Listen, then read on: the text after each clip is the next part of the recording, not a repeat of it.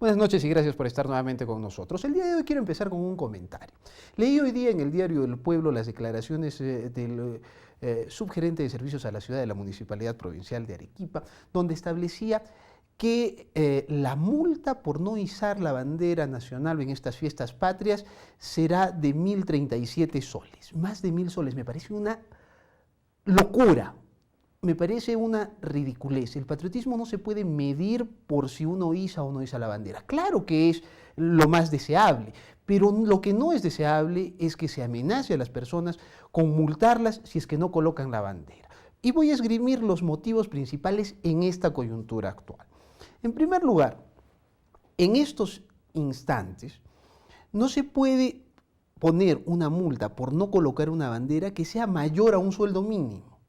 Aquí hay gente que gana un sueldo mínimo o menos de un sueldo mínimo y se le quiere multar por no colocar una bandera. Pero hay otro asunto. En estos momentos está rigiendo una ley que establece lo siguiente. Está prohibido que todos los organismos estatales, incluso los de derecho privado, puedan invertir en publicidad. La municipalidad no puede pagar avisos indicando que hay esta multa. Entonces, los ciudadanos estamos total y completamente desinformados. Pero es más, el señor Núñez, que es el subgerente de esta subgerencia municipal, ha dicho que va a dedicar a 10 trabajadores de la municipalidad para que vayan y fiscalicen y multen a las personas. ¿Ustedes se imaginan cuando no hay información y cuando la multa es mayor a 1.000 soles lo que pueden hacer esos funcionarios en este mundo de corrupción en el que nosotros vemos? Van a ir, van a llegar, van a tocar la puerta y van a decir, usted no izó la bandera, entonces le corresponde una multa de 1.000 soles, pero mire, podemos arreglar por lo bajo, y se abren las puertas de la corrupción. Eso es evidente. Pueden salir a decir, no, eso no pasa. Nosotros tenemos los mejores trabajadores del mundo y nadie se los va a creer. Entonces se abren unas puertas tremendas para la corrupción. Pero hay una cosa además adicional. En la noticia, el señor Núñez advierte que la municipalidad está disponiendo que las banderas se icen con 2 días de anticipación. Eso no lo sabe nadie. En mi casa se acostumbraba a poner el día 28. Si alguien previsor lo hace el 27, también caería en multa, lo que abre aún más las posibilidades de multa con estos 1.000 soles o de coimas posibles. Esto es realmente indignante. Yo no creo que se deba hacer. En segundo lugar, he hablado, con los regidores, con los 2 que pretenden ser alcaldes, 2 de los que pretenden ser alcaldes, con Cristian Talavera y con el regidor Ricardo Esdras Medina. Ambos están en completo desacuerdo y ambos han quedado en pedir explicaciones por qué se está haciendo esto, porque no tiene ningún razonamiento lógico. Quiero terminar esto parafraseando, voy a decirlo completo, así como lo dijo él, a Andrés Bedoya Ugarteche. Él dijo alguna vez, mientras más fregado esté un país, más sagrados son los símbolos patrios. Así es que el patriotismo no depende de izar banderas. El patriotismo se demuestra siendo honesto, siendo decente, haciendo las cosas que se deben hacer como se deben hacer. Pero hablemos ahora del programa de hoy. Hoy día voy a tener el gusto de estar con César Vela. César Vela ha escrito un artículo interesante que tituló Los jueces corruptos. Él es abogado, profesor de Historia del Derecho en la Universidad San Pablo, tiene una maestría en Historia y es una persona que ha analizado estos temas de corrupción, así es que vamos a tratar de darle una perspectiva histórica a este tema, una conversación que presumo va a ser muy interesante y que se la recomiendo. Y más adelante, en la segunda parte del programa, voy a estar con otro historiador, curiosamente, pero haciendo análisis político. Voy a estar con Jorge Bedregal. Jorge Bedregal va a venir aquí y con él vamos a hablar sobre la connotación política de todo esto, porque la corrupción está revelando los oscuros intereses del fujimorismo, del aprismo, en el manejo del Consejo Nacional de la Magistratura y del nombramiento de jueces. Soy Enrique Zavala, le recomiendo que ponga su teléfono en modo avión, porque empezamos ya las entrevistas. César, bienvenido. Muchas gracias, Enrique, por invitar. Quiero empezar con una pregunta casi sin anestesia. ¿Acaso tú no sabías que el Poder Judicial estaba corrompido, que la designación de jueces estaba manejada por políticos y poderosos? Bueno, no solo no es que no lo supiera, sino que había incluso mi tesis de, como de magíster en Derecho Penal es sobre eso, ¿no? Es sobre, no específicamente la corrupción, pero sí sobre la percepción ciudadana sobre la corrupción. Evidentemente alguien no puede ser objetivo, ¿no? O sea, yo iba con la idea, obviamente no manipulaba la respuesta de los encuestados, pero yo simplemente estaba totalmente conforme con lo que la mayoría de la población me había dicho. Esta tesis la hice hace unos 5 años, algo así, pero recuerdo que, qué sé yo, el 90% de los encuestados no confiaban para nada en el Poder Judicial, cosa que tampoco no era raro, porque si tú revisabas en esa época el famoso barómetro de corrupción de las Américas u otros instrumentos parecidos, las cifras eran similares. O sea, el peruano confía en su poder judicial. Yo creo que la respuesta es no, ¿no? O sea, a nadie le queda duda, ¿no? Y te respondo otra cosa más. Es interesante ver que los únicos que hablan de esperanza para el poder judicial son gente que está muy implicado en cosas extrañas. La otra vez estaba escuchando por la radio y políticos que, bueno, no tienen mucha, digamos, buena fama, son los primeros que decían, no, esto es un temporal pasajero, el Poder Judicial se va a reformar y cosas por el estilo, ¿no?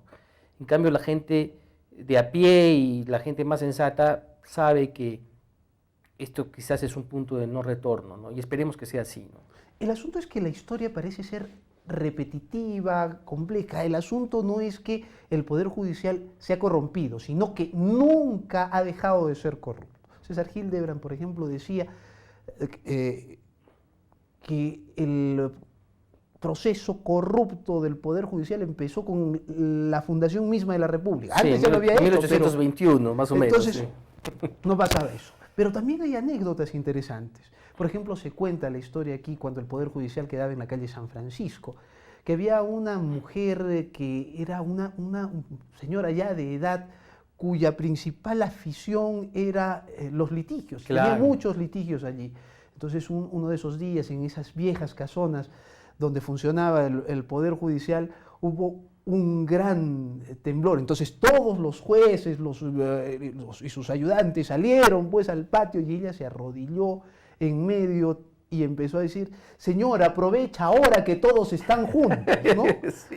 Y aunque suena jocoso y lo reproduce, por ejemplo, a Juan Guillermo Carpio Muñoz, el tema revela efectivamente que la corrupción ha estado enquistada en el Poder Judicial. Sí. Tú tienes esa percepción, tú eres abogado, eres profesor de historia del derecho y has hecho una tesis sobre corrupción. ¿Tú concuerdas con Hildebrand? Yo en muchas cosas no concuerdo con César Hildebrand, pero en esta tengo que concordar absolutamente. Incluso yo me atrevería a decir una cosa que quizás a algunos no les va a caer muy bien. Yo creo que en la colonia o en lo que podemos denominar el virreinato del Perú había mucho más justicia que en la República, por muchas más cosas. Voy a plantearte una cosa muy, muy precisa. ¿Cuál era el criterio para ser juez en la colonia? ¿Tenías que ser un gran letrado? No. ¿Tenías que ser un tipo, digamos, con cierto talante, digamos, de alguna posición social específicamente? No. ¿Cuál era la única condición?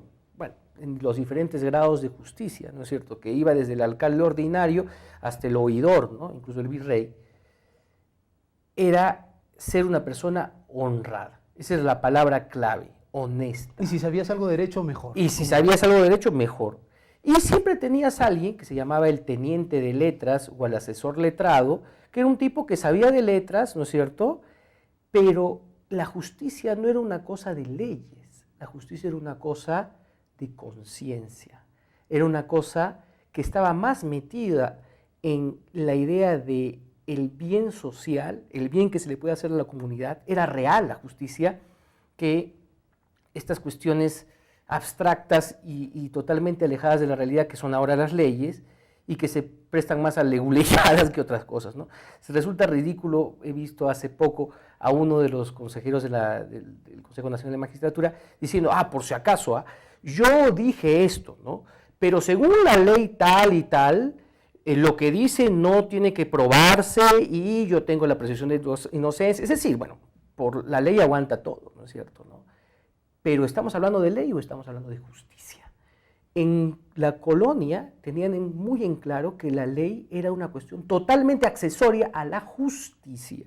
Y la justicia se hacía en parte de la conciencia del juez, y por eso el juez tenía que ser el hombre, ¿no es cierto? De hecho, de las virtudes del monarca, ¿no es cierto? La virtud más importante del monarca era la de la jurisdicción, es decir, la capacidad de decir la justicia, ¿no? Y que se las delegaba a los jueces. Después estaba el imperio, todas las otras cosas, ¿no? Entonces, ¿qué se tenía que hacer para ser juez? Primero, tenías que tener una vida intachable. Segundo, no tenías que tener ninguna relación con la gente de su entorno, ni siquiera podía ser padrino de alguien del entorno. Por ejemplo, venía un intendente de acá, que iba a ser el juez en Arequipa, él no podía ser, bueno, a veces había formas para evadir eso, ¿no? Pero por lo menos se cuidaba de que la gente no se casara aquí, no tuviera relaciones comerciales, no tuviera nada que ver con alguna tacha en su honor o que alguien le dijera, tú tienes un interés o estás parcializado. No, se supone, entre comillas, que eso es lo que les exigen a los jueces, ¿no es cierto? Actualmente, pero se los exigen de una manera muy lata. Ahí se los exigían de una manera muy cuidadosa y podían ser removidos en cualquier momento. Y ojo, también se les exigía una relación de sus bienes. Y sus bienes, bueno, también existían testaferros, bueno, en fin, pero sus bienes, ¿no es cierto?, tenían que ser exactamente los mismos al terminar su gestión. O sea, tenemos que ir a una pausa. Estoy con César Velan. César Velan es abogado, profesor de Historia del Derecho en la Universidad de San Pablo y ha escrito una tesis, ha hecho una investigación para graduarse como magíster en Derecho Penal sobre la corrupción en el Poder Judicial. Cuando regresemos pretendo preguntarle algo interesante, la carrera judicial. Él se ha manifestado como un enemigo de la carrera judicial. Vamos a comparar esto. Así no es, por ejemplo, en los países anglosajones, donde no hay carrera judicial, donde los conceptos que él ha estado esgrimiendo se utilizan muchísimo más y donde los jueces parecen ser pro-hombres y no lo que son. Pre-hombres. No, pre-hombres. Tras la pausa, seguimos en modo.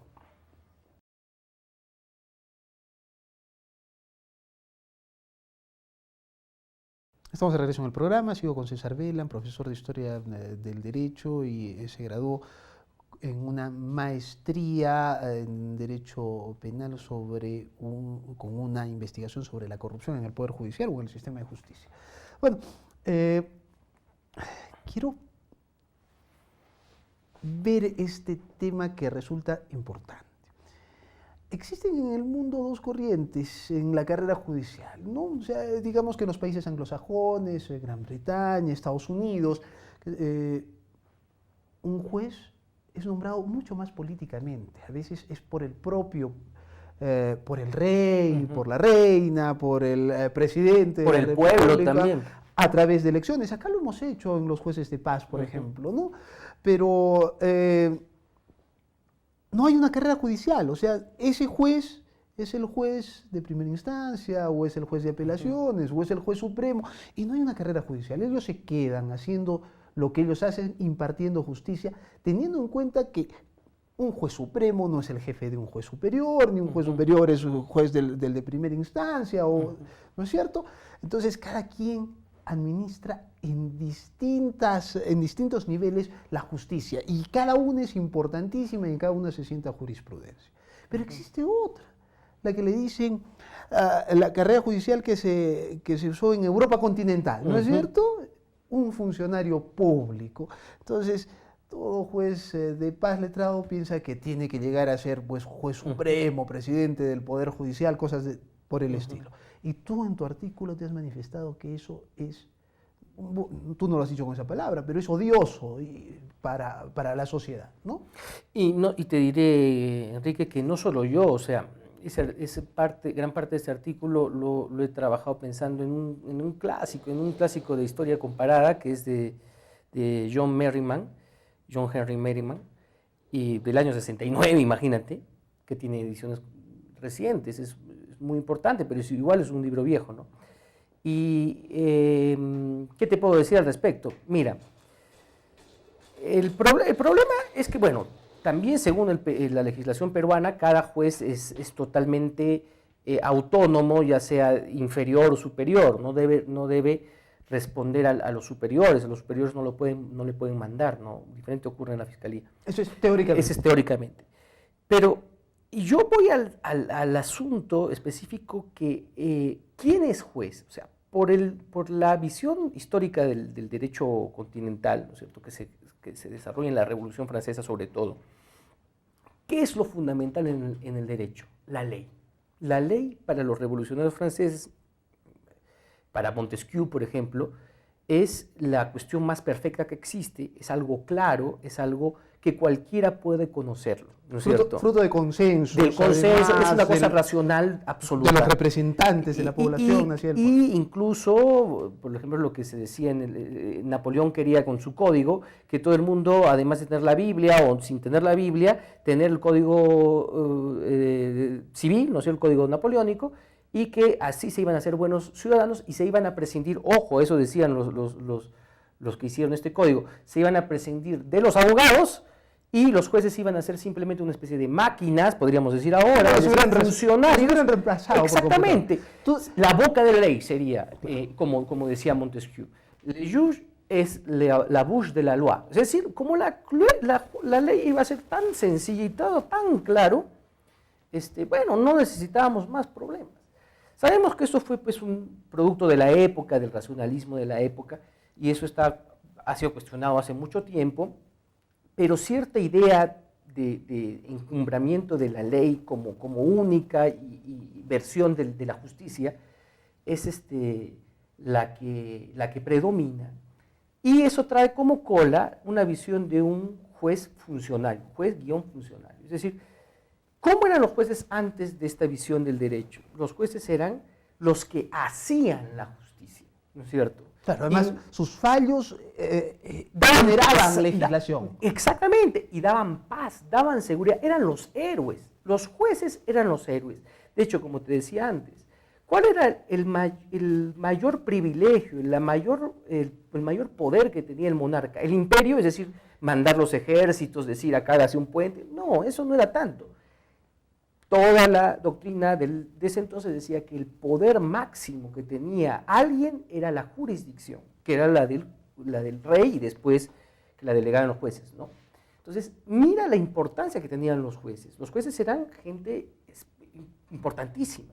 Ahora, como tú estabas diciendo hace poco, esta importancia se ha quedado en el remedo de la importancia, ¿no es cierto?, ¿no? Por afuera cáscara de importancia, pero realmente son importantes. Tienen que ponerse medallas, cintas para lucirse y decir que son. Exactamente, pero ¿dónde está la importancia que genera para la población? O sea, ahora, si uno pregunta a un juez ordinario, digamos, estos jueces funcionarios tienen una lógica, que es la lógica de cualquier funcionario y tampoco no se le puede criticar mucho. Yo tengo acá mi trámite, mi ROF, mi tupa, todas mis cosas. Yo hago las cosas más o menos bien cuidaditas. La justicia es otra cosa. Lo importante es cumplir acá la ley, mis funciones, y se acabó. Claro. Si por otro lado están matando a alguien, no pasa nada. Si mis fallos afectan, si con mi fallo hay un problema real, no pasa nada. Eso no pasa en el common law, por ejemplo. Ahí el juez está totalmente consciente y para él la ley no lo ciñe nada, ¿no es cierto? Lo que hace es legislar de cara a la realidad. Por eso la escuela más famosa del derecho anglosajón se llama realismo jurídico. Es decir, Yo me puedo fumar la ley, ¿no es cierto?, sin ningún problema, pero yo lo que voy a hacer es resolver la realidad. El problema. El problema. Entonces, imagínate un buen juez, un juez que está pensando en el pueblo, que tiene hasta más poder que un alcalde, porque el juez tiene más poder que un alcalde a veces. Y tenemos un caso de una invasión, un primer caso, un segundo caso de una invasión. El juez lo toma el toro por las astas y resuelve el problema. Se soluciona el problema. ¿Qué se queja la gente de nuestro Poder Judicial? Que ¿dónde se apela para que los problemas se queden como en un pozo ahí dando vueltas, regurgitando y magnificando? Cuando judicializas algo es para que eso se alargue. Para siempre. Hay un problema, hay que judicializarlo. Ahora, hay un asunto allí. Como tú decías, los jueces son importantísimos, pero nosotros estamos viendo que primero, hay una carrera judicial. Entonces, han postergado la administración de justicia porque resulta que en su carrera, en el escalafón, para poder subir, necesitan escribir artículos, porque les apuntaron. Maestrías, doctorados. Maestrías, doctorados, dictar clases en una universidad, cosas de ese tipo. Entonces, se dedican a esas cosas y se olvidan de la administración de justicia. ¿Cuándo se dedican, Quique? Porque es lamentable, pero yo sé de muchos casos, y no es tampoco cosa desconocida, que hay muchas universidades que prácticamente regalan los títulos. No, y hemos visto doctorados Bama. Seguido por Supremos, que no venían. ¿No? Exactamente. O sea, y que aparecen en las películas como los señores jueces. Los señores jueces y todo. Yo pregunto, ¿cuántos jueces tienen artículos en revistas serias indexadas? No una revista que yo me mando a hacer contigo en Pizarro, hacemos una revistita para mí, mis amigos, ¿no es cierto? Y ya cumplí porque echa la ley, echa la trampa. Ese es el problema de ver la ley y no ver la justicia, ¿no es cierto? Entonces, yo diría que no está en un asunto de poner más requerimientos, más obstáculos. Es en reenfocar la visión de lo que debe ser un juez, ¿no es cierto? ¿No? Y ver quiénes llegan. Exactamente. Porque el Consejo Nacional de la Magistratura, en el momento que se aplicó aquí, fue alabado y fue copiado por otros países y pensaban que era una buena. Yo pienso que es una buena decisión, que la sociedad participe. Después empezaron las corruptelas. Ya no era que los colegios profesionales, un profesional, un voto, sino que solo los decanos decimos quién va, y en las universidades pasaba lo mismo, la asamblea de rectores decía, y cosas por el Yo creo que por ahí, en esas cosas mínimas, se puede trabajar. Yo también que se puede trabajar. Mira, yo cuestiono muchas cosas sobre la democracia. Tampoco no es un tabú cuestionar la democracia, ¿no? En una democracia lo que se debe poder hacer es cuestionar la democracia. Pero yo creo que en ámbitos pequeños, distritos, se puede trabajar con la democracia para elegir a los jueces. Yo creo que un juez que responda a las necesidades de la población y que la población les dice, mira, yo quiero que acabes con esta lacra que está afectando a mi sociedad, yo voto por ti, y él se encarga de hacer eso. ¿Y dónde está la justicia? Bueno, siempre va a haber justicia, siempre va a haber un margen legal para proteger al delincuente, o al que no es delincuente, al procesado, al quien fuera, ¿no es cierto? Pero el juez tiene que estar de cara a la población, no detrás de un mostrador. Tenemos que ir a una pausa. Sí. Vamos a la pausa, regreso todavía para seguir conversando con César Vela. Tras esa entrevista voy a estar con Jorge Bedregal y vamos a ver las connotaciones políticas de esta crisis, porque la crisis no es judicial, la crisis es del país. Sí.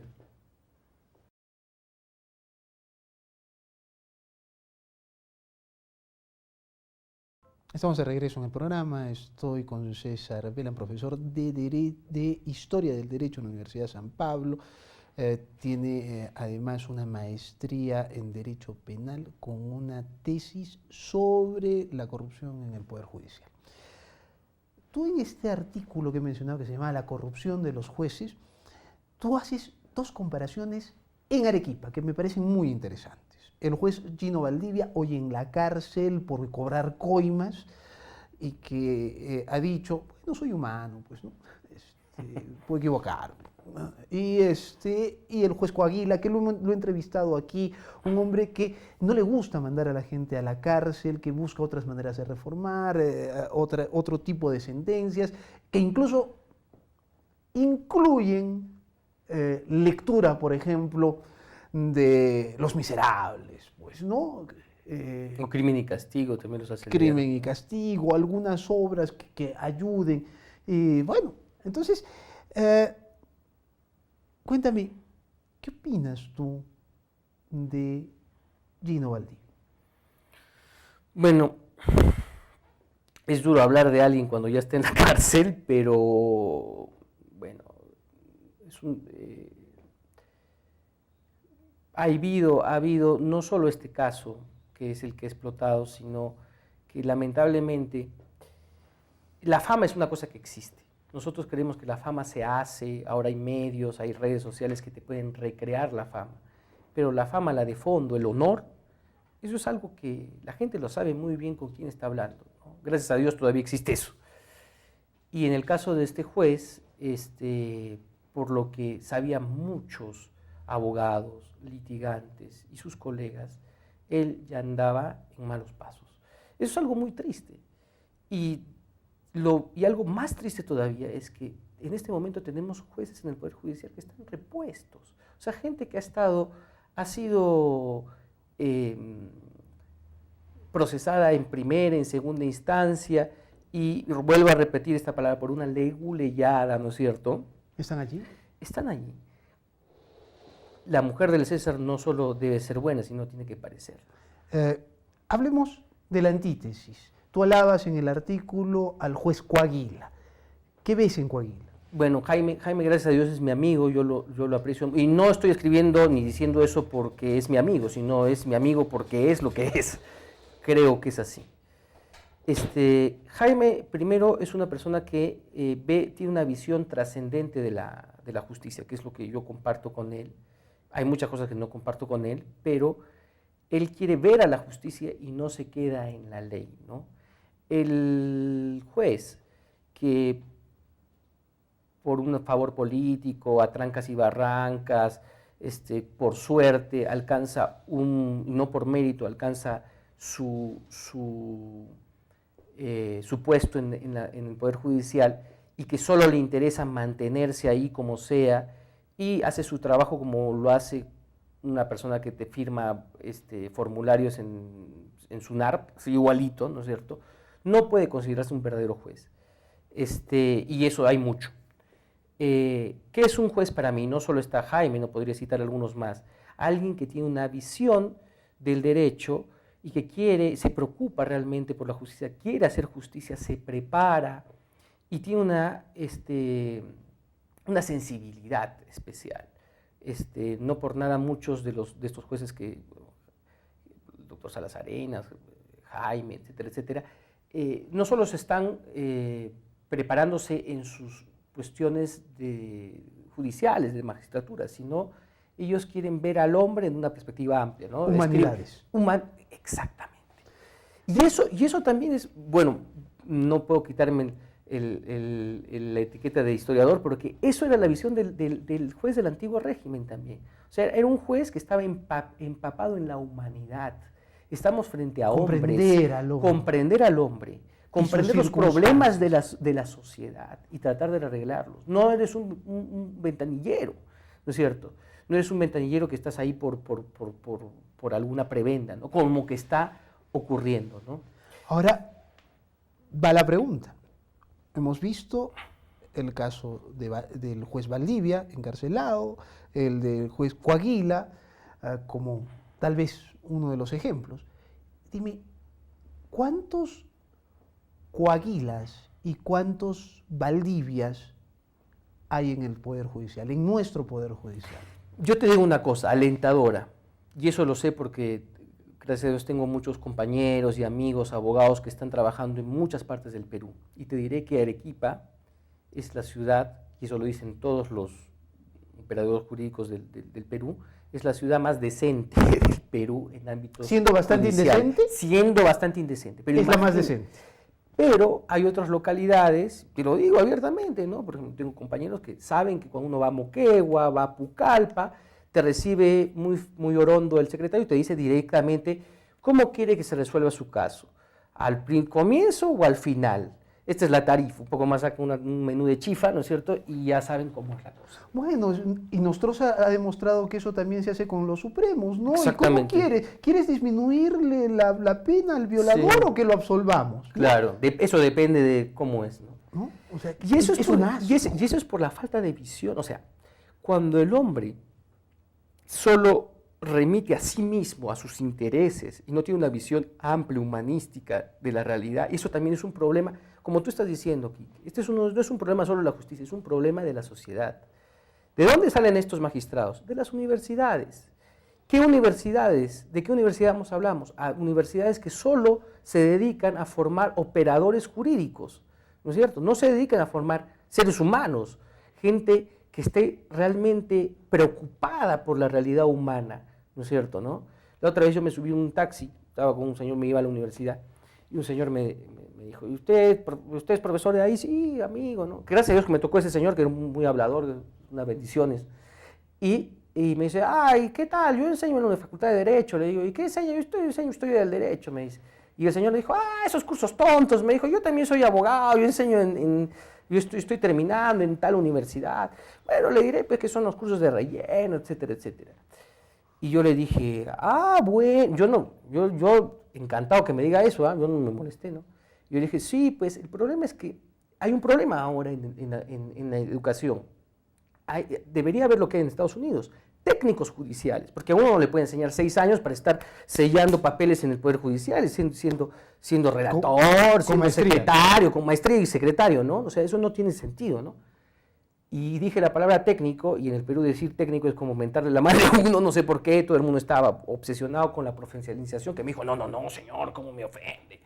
Pero no hay cosas que ofender, o sea, hay formas técnicas. No, pero además, ¿para qué sirven esos cursos? Si la ley está ahí y simplemente yo la aplico, ¿no es cierto? Yo no puedo crear la ley, los abogados no creamos la ley. Entonces, esa es la visión del abogado común y corriente. Y no estamos hablando solo en el Perú, ¿no? Merriman y otros estudiosos de derecho comparado hablan que esa es una lacra, Traseñís incluso, ese positivismo light, positivismo vulgar, es decir, ver que el fenómeno jurídico es 4 leyes, unas más rebuscadas que otras, y encajarlas, ¿no es cierto? Si nuestro Poder Judicial tiene como paradigma la ley, jamás vamos a poder tener justicia. Claro, eso no puede ser. Dime, hay una cuestión que se necesita. Necesitamos que los jueces sean los más capaces, no precisamente en derecho, sino capaces precisamente en humanidad, en comprender, en razonamiento, ¿no? Un juez tiene que comprender lo que está juzgando. Yo preferiría que me juzgues un presidente de una ronda campesina 1000 veces que un juez en el Perú. Una justicia salomónica. Justicia comunal, que dicho sea de paso existe y está digamos, planteada para el Perú, ¿no es cierto? ¿No? Por ejemplo, también parte de algunas investigaciones que se han hecho, y un poco las he revisado, ¿dónde hay más justicia? En una justicia que ve a la comunidad. Gracias a Dios, como te digo, las rondas campesinas, las comunidades campesinas, las comunidades nativas tienen derecho a hacer justicia. Ahí la justicia, ¿cuál es el nombre de proceso, por ejemplo, para ellos? Ellos no dicen proceso, procedimiento, dicen sanación, dicen curación en sus lenguas nativas. Esa es la visión de la verdadera justicia. Sanar nuestra sociedad, curarnos. Exactamente. O sea, una señora, vayamos a la esquina, preguntemos a la señora, ¿usted siente que el juez lo va a amparar? No. La señora se va a ir donde el señor es la sentencia, a rezarle, pero al juez no va a ir. Ahora, nos queda un minuto. Quiero hacerte una pregunta. Hemos hablado de los jueces, pero la justicia son jueces y fiscales. Ahí. El juez, mira, es el árbitro, por lo menos así se plantea. Pero en los fiscales, ¿cómo pasa? Porque los jueces son independientes, autónomos, entre comillas, pero en el Ministerio Público sí hay verticalidad. Ahí sí el fiscal de la Nación es jefe, pues, de todos los que están debajo de él, ¿no es cierto? Entonces, ¿cómo vamos allí? Y tú sabes que si estamos con problemas en el Poder Judicial, en la Fiscalía, ya qué podemos decir, ¿no es cierto? ¿No? Hay problemas gravísimos. Además, si tú quieres, la mejor manera de resolver un juicio es que no llegue a ser juicio, entonces lo puedes arreglar en el otro lado. ¿No es Claro, cierto? ¿Sí? yo lamentablemente, es triste decirlo, pero conozco 2 casos de homicidios, o sea, no cosas así concretas, concretamente 2 homicidios, feminicidios para ser más exactos, que sorprendentemente nunca se judicializaron, y cuando se judicializaban, las acusaciones fiscales estaban mal hechas, estaban sorprendentemente incompletas, y a pesar de esos ciertos jueces jugándose las cosas, jugándose su puesto, condenaban. Pero obviamente después puedes recurrir A la siguiente a la instancia. siguiente instancia. La siguiente instancia es más fría, dicen, no, bueno, si hay un error de fondo, y por errores obviamente, todo el mundo sabe que eso es creado, ¿no es cierto? Porque nadie comete tantos errores, asesinos están en la cárcel, están fuera de la cárcel, están caminando por las calles.